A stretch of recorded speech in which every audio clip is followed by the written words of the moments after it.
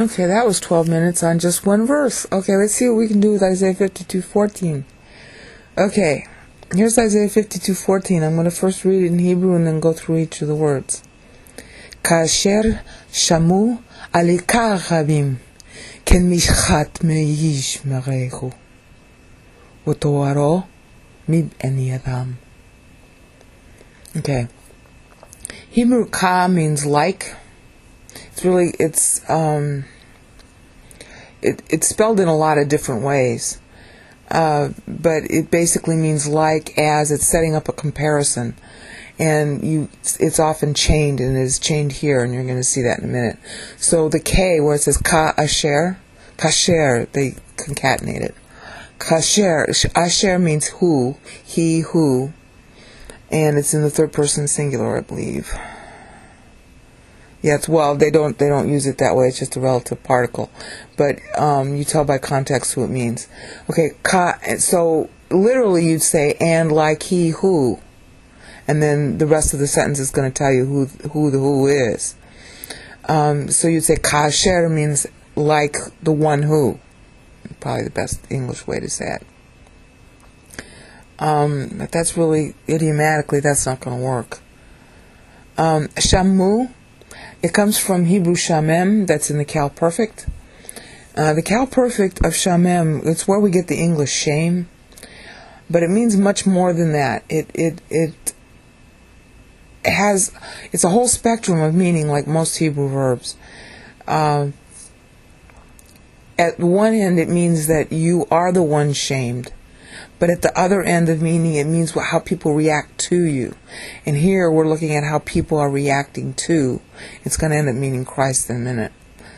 Shamem means, it's in the booklets and stuff like that, the lexicons, you'll see it means desolated or appalled, devastated, deserted kind of concept.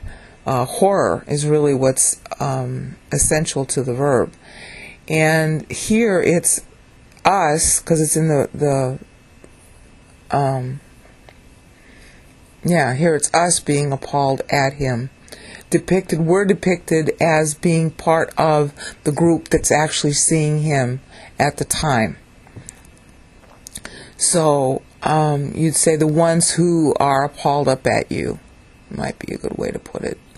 They who are appalled up at you. And where I'm getting the up at you is aleka. Al is the Hebrew preposition for looking up or up. It's really got the root idea of the smell of the smoke of the sacrifice going upward. And it ends up meaning above. And as you can tell, al is the root prefix for God. So again, as in 52:13, Isaiah is making sound play on the sounds of God. He made it in Yarum with Yah. And now he's making it in al as a preposition. He uses this preposition a lot in this chapter. The ka ending, ale ka. Ka means you. Okay, and it's second person masculine singular, and the you in view is Christ. So we got kasher. Okay, like the ones who, shamamu. And then that's really us. And he's making play on that because the mu suffix is also often used for first person plural, but here it isn't. But the sound is the same or similar. And so kasher shamu aleka. Okay, so like the ones who are ashamed up at you. Aleka, ka meaning you. Rabim is simply the word for many people. It's translated the many, and that's not a very good translation. It means the masses. Okay, the human race. It's usually talking about a particular group of people, but the wider and root meaning of it, especially here, is everybody. Everybody who will be present at the time of the crucifixion, and this is what this verse is going to be getting at. And here's how you know. Remember I said that ka means like and, it's setting up a comparison even as. That's the first of a pair of kas in here. The second one is called ken, and that's really ka also. Okay, ken mishchat. Ken is the comparative, and that's the second of the pair of kas. Mishchat is a noun, and as in Greek, in Hebrew, when you switch to a noun, it's stronger drama. Instead of depicting this as a verb, Isaiah switches to a verbal noun, which is mishchat. Mishchat specifically means that his face is so beaten to a pulp. It's in the third. It's masculine singular construct. It means that the face is so beaten to a pulp it doesn't look human anymore. Okay? Ken mishchat, so disfigured. The disfigured in English is too tame a word. So beaten to a pulp. Meish. Okay, meish. Ish is the word for man. Basic word for man. Me is preposition min. It always means separated from, beyond, away from, after. And is famously used with mibeten. Beten means womb. So whenever you see mibeten in the Hebrew, it means apart from the womb, separated from the womb, born. But is always mistranslated in the Bible as if it were still in utero. So here they translated it rightly, however, to say meish means beyond human. So it's disfigurement of face beyond human. Mishchat, disfigurement of face, beyond, meish, because it's concatenated with ish, meish, beyond human.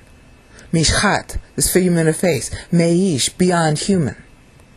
Beten, beyond womb. Okay? Meish, beyond human. Alright? Marehu is yet another noun.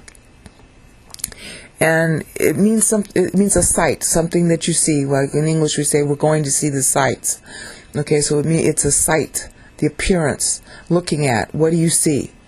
Okay, so it's Mishchat Meish Marehu, disfigurement of face beyond human sight. Sight, beyond, let's see, a better way to do it in English would be the sight is beyond human, disfigured beyond human, beyond human. Okay. Mishchat meish mereichu. Better translation. Beyond human, disfigured sight. That would probably be a slick way to translate it, but the word disfigured in English is too tame.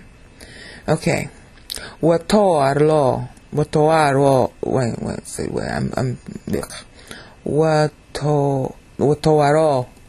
mib'eni adam. Okay, toar means it's really a word for the incarnation. Literally, it means form or shape. It's talking about, again, the sight, what you see. Okay, the o suffix means that it's third person singular. Wa, of course, is our friend and. Watoaro mib'eni adam, his body. Okay, and his body out from the sons of men. Mib'eni, again, born from. Mib is the birth prefix. Preposition. Mib'eni adam. Beni, of course, is for sons, and Adam is the word for man. It's also Adam's name. That's why it's called man. Okay, Adam doesn't have the dagish in it, so you have to say it like DTH. Adam, not Adam. Adam. Okay, so Kasher shamu aleka rabim ken mishchat meish marechu watoaro mib'eni Adam. Isaiah's contrasting the irony of, here he is, the guy who came down, that was in verse 13, who comes down, Avdi, my slave son, who is God, comes down, who's going to be raised up. Well, yeah, this is how he's raised up. He's coming down in order to get beaten up for us. It's really violent.